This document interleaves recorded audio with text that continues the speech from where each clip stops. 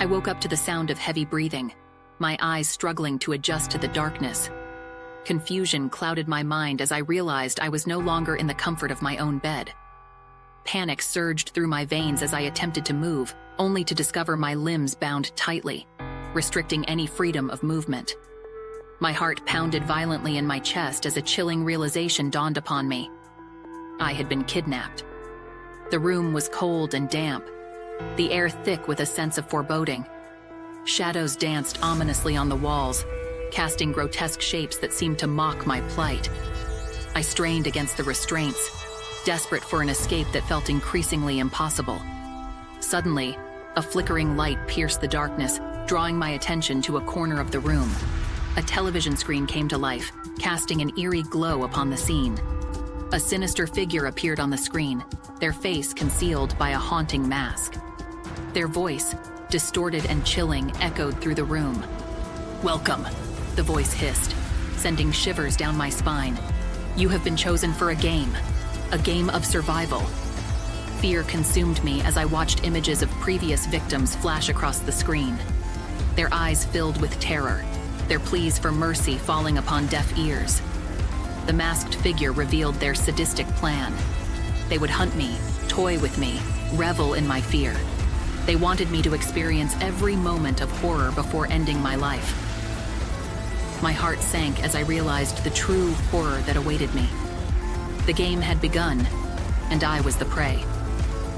My mind raced, desperately searching for a way out. But as the masked figure's voice taunted me, promising pain and suffering, a sense of resignation washed over me. I knew escape was futile, and the only thing I could do was face my torment head-on. Time became a blur as the masked figure pursued me relentlessly through a labyrinthine maze. Every corner held the potential for a deadly encounter. Every shadow concealed a new horror. I stumbled, my body bruised and battered, my spirit waning. But a flicker of defiance sparked within me. I refused to let this monster break me. With each step, my determination grew. I began to understand the patterns, the traps, and the strategies.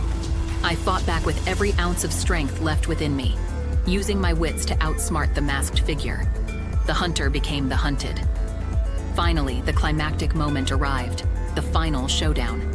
Adrenaline surged through my veins as I faced my tormentor.